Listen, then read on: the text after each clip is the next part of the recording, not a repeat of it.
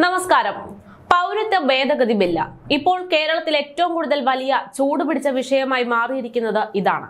Bill കൊണ്ടുവരണമെന്നും bill അനുവദിക്കരുതെന്നും പറഞ്ഞുകൊണ്ട് രണ്ട് വിഭാഗമായി തിരിഞ്ഞ് ഇതിന്റെ പേരിൽ പോര് തുടരുകയാണ്. എന്നാൽ ഈ രണ്ട് കൂട്ടരുമല്ലാതെ ഇവർക്കിടയിൽ കൂടെ പാലം വലിക്കുന്ന മറ്റു ചിലരുണ്ട്. പൗരത്വ ഭേദഗതി ബില്ലിന്റെ മറവിൽ കേരളത്തെ ഭിന്നിപ്പിക്കാൻ ശ്രമിക്കുന്നവരാണ് അക്കൂട്ടർ. ലോക്സഭാ തെരഞ്ഞെടുപ്പ് പോലും അടുത്തിരിക്കുന്ന സാഹചര്യമാണ്. അതുകൊണ്ട് പൗരത്വ ഭേദഗതി ബില്ലിനെ എതിർത്തുകൊണ്ട് ഒരു പ്രത്യേക വിഭാഗത്തിന്റെ വോട്ട് തങ്ങളിലേക്ക് സ്വരൂപിക്കാം എന്ന ഉത്തമമായ ബോധം കൊണ്ട് ഈ സമയം അവർ ഉപയോഗപ്പെടുത്തുകയാണ്. അതിനുവേണ്ടി അക്കൂട്ടർ മനുഷ്യർക്കിടയിലേക്ക് മതവിദ്വേഷം വളർത്തി കരുക്കൾ നീക്കുകയാണ്. അക്കൂട്ടത്തിൽപ്പെടുന്ന ഒരാളാണ് മുഖ്യമന്ത്രി പിണറായി വിജയൻ എന്ന് ആവർത്തിച്ചുകൊണ്ട് അഭിപ്രായങ്ങൾ ഉയരുകയാണ്. ഇപ്പോഴിതാ ഈ വിഷയത്തിൽ മുഖ്യമന്ത്രി പിണറായി വിജയനെതിരെ രൂക്ഷ വിമർശനവുമായി രംഗത്തെത്തിയിരിക്കുകയാണ് BJP സംസ്ഥാന അധ്യക്ഷൻ. കേരളം പിണറായി വിജയന് സ്ത്രീധനമായി കിട്ടിയ ഒന്നല്ല എന്നും ആട്ടിയോടിക്കപ്പെട്ടവർക്ക് പൗരത്വം കൊടുക്കില്ലെന്ന് പറയാൻ മുഖ്യമന്ത്രിക്ക് സാധിക്കില്ല എന്നുമാണ് BJP സംസ്ഥാന അധ്യക്ഷൻ പറയുന്നത്. പൗരത്വ ഭേദഗതി നിയമത്തിന്റെ മറവിൽ ജനങ്ങളെ ഭിന്നിപ്പിക്കുകയാണ് LDFും UDFും ചെയ്യുന്നതെന്നും കേരളത്തിന്റെ മുസ്ലിം സമുദായത്തെ കബളിപ്പിക്കാനാണ് ഇരു മുന്നണികളും ശ്രമിക്കുന്നതെന്നും സുരേന്ദ്രൻ വ്യക്തമാക്കി.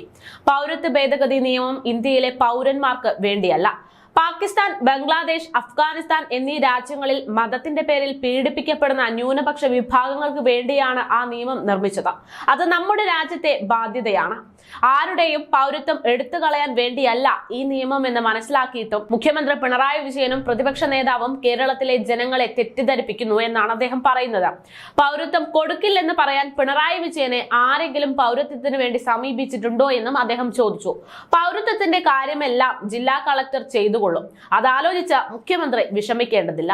പൊന്നൊരുക്കുന്നിടത്ത് പൂച്ചയ്ക്ക് എന്ത് കാര്യമെന്നാണ് അദ്ദേഹം ചോദിക്കുന്നത്. കേരളം പിണറായി വിജയന് സ്ത്രീധനമായി കിട്ടിയ സ്ഥലമല്ല. CAA നമ്മുടെ നാട്ടിൽ നിയമമായി കഴിഞ്ഞിട്ടുണ്ട്. ഇനി ആർക്കും ഒന്നും ചെയ്യാൻ സാധിക്കില്ല. കൊല്ലത്ത് ഡിറ്റക്ഷൻ സെന്റർ തുടങ്ങിയ ആളാണ് കേരള മുഖ്യമന്ത്രി എന്നും അദ്ദേഹം കൂട്ടിച്ചേർത്തു. ഇന്ത്യയിൽ ആദ്യമായി അനധികൃത കടന്നുകയറ്റക്കാരെ പാർപ്പിക്കാൻ ക്യാമ്പ് തുടങ്ങിയത് കേരളത്തിലാണ്. ആദ്യം CAA നടപ്പിലാക്കുന്ന സംസ്ഥാനവും കേരളമായിരിക്കും. മോദി സർക്കാരിന്റെ ഗ്യാരണ്ടിയാണ് CAA. വാഗ്ദാനങ്ങൾ പാലിക്കുന്ന സർക്കാരാണ് കേന്ദ്രം ഭരിക്കുന്നത്. CAAക്കെതിരെ കേരളത്തിൽ സമരം ചെയ്യാൻ UDFനും LDFനും ധൈര്യമുണ്ടോ എന്നും അദ്ദേഹം ചോദിച്ചു.